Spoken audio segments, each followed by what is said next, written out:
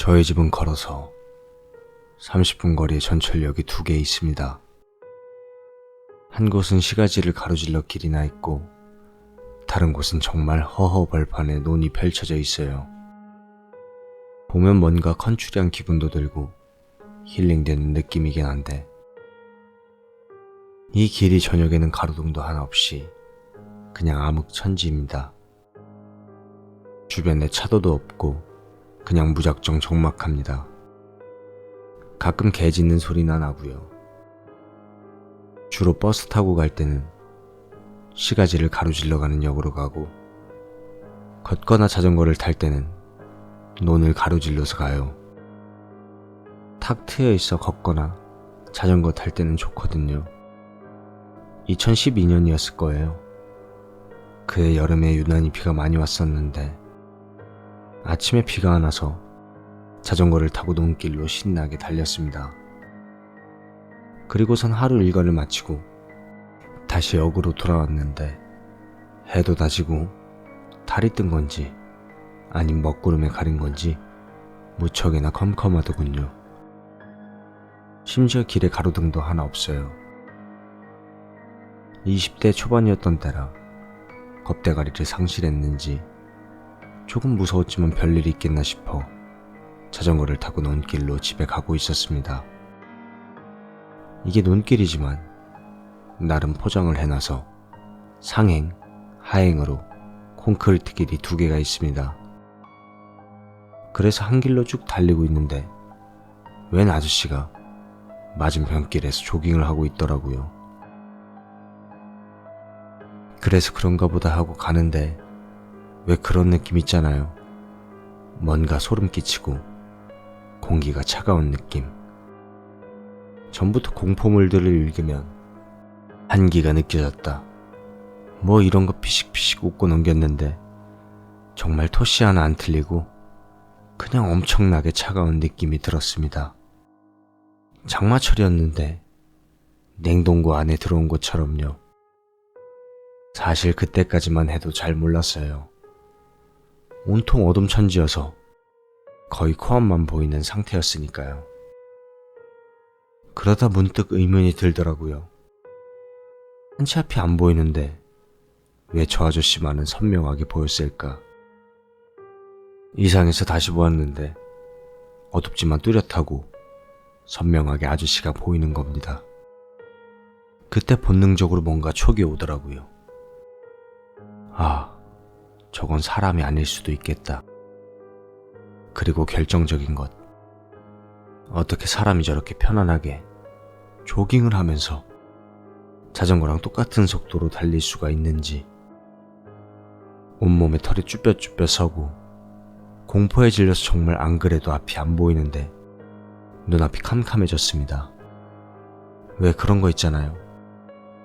귀신은 사람이 자기를 인지한다는 걸 알면 쫓아와서 괴롭힌다고. 한 번 더 확인해보고 싶은데 도저히 옆을 못 보겠는 겁니다.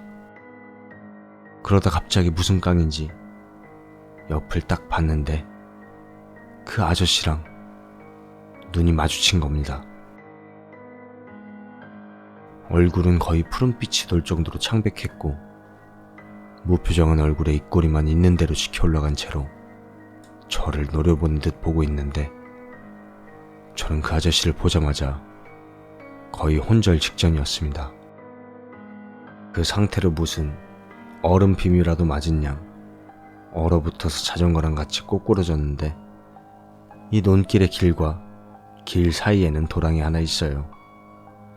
높이는 한 3m밖에 안 되는데 돌덩이들로 가장자리를 데코레이션 해놔서 떨어지면 크게 다칠 위험이 있을 정도입니다. 가드레일이 없었으면 저는 그 밑으로 떨어졌을 거예요. 어쨌든 정신줄을 다시 부여잡고 보니까 아저씨는 여전히 저를 그 표정으로 보고 뛰고 있었고 분명히 앞으로 가는 것 같은데 정말로 이상하게도 그 아저씨는 제자리였습니다. 이걸 말로 표현할 수가 없이 이상했어요. 문득 이러다가 정말 죽을 수도 있겠구나. 짧은 찰나에 별 생각이 다 들더군요. 그래서 저는 살아야겠다는 생각만 머릿속에 남고 정말 본능적으로 자전거를 일으켜 세워서 미친 듯이 달렸습니다. 남은 거리는 한 2km 정도 됩니다.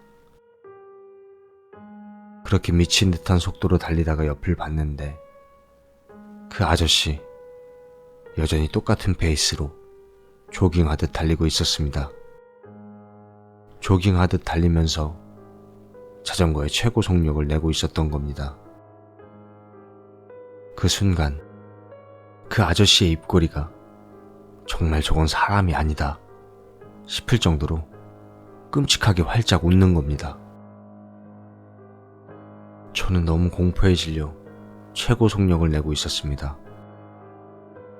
그렇게 다시 죽을 듯 달리다 옆을 보면 그 아저씨가 옆에서 입이 찢어지게 웃고 있고 또다시 저는 달리고 옆을 보면 또 웃고 있고 저는 눈물을 흘리면서 속으로 거의 애원하다시피 하며 무의식적으로 자전거 페달을 밟았습니다. 공포에 질려 그 뒤로는 옆도 보지 않고 미친 듯이 달리기만 했습니다. 얼마 안 지나서 가로등이 나왔습니다. 긴 시간은 아니었던 것 같은데 정말 천년 같은 시간이었습니다. 가로등 및 두 갈래길의 합류 지점까지 가서야 뒤를 돌아보았는데 그제서야 그 아저씨가 안 보였습니다. 다행이다 하고 눈물 콧물 범벅이 돼서 집으로 돌아오는데 그때까지도 인지를 못했습니다. 그 가로등 밑이 그 아저씨가 달리던 길과 제가 달리던 길의 합류 지점이었던 것을요. 그때 제가 서지 말고 집까지 쭉 달렸으면 됐던 걸까요? 참 이상한 게 나중에 와서 생각해보니 그 길을 벗어난 이후에도 엄청나게 추운 기분이 계속 들었는데 저는 그때 당시에 대체 왜 몰랐을까요? 어쨌든 그러고선 집에 돌아와서 별일 아니라고 애써 생각하고 누워서 자는데 1시간쯤 지났을까? 밖에서 저벅저벅 하는 소리가 들리더라고요. 어머니인가 싶어서 나와봤는데 어머니는 방에서 주무시고 계시고 도둑이 들었나 싶어 불을 다 켜봐도 아무것도 없고 그러다 또 잠을 청하면 발자국 소리가 점점 방문 가까이에서 나는 겁니다. 그때 깨달았어요. 제가 아직도 춥다는 거. 그 아저씨가 왜 안 보였을까 하는 의문. 그리고는 어머니까지 위험해질 수도 있겠다는 생각에 무작정 밖으로 나왔습니다. 저희 집이 그때 당시에 지하였습니다. 보통 이런 시골틱한 동네 지하에는 무당집이 상당히 많이 있습니다. 저희 옆집엔 그 당시에 무당 할머니께서 거주하고 계셨습니다. 제가 문을 열고 나오던 순간 옆집에서 벌컥하고 무당 할머니가 불쑥 나오시더니 대뜸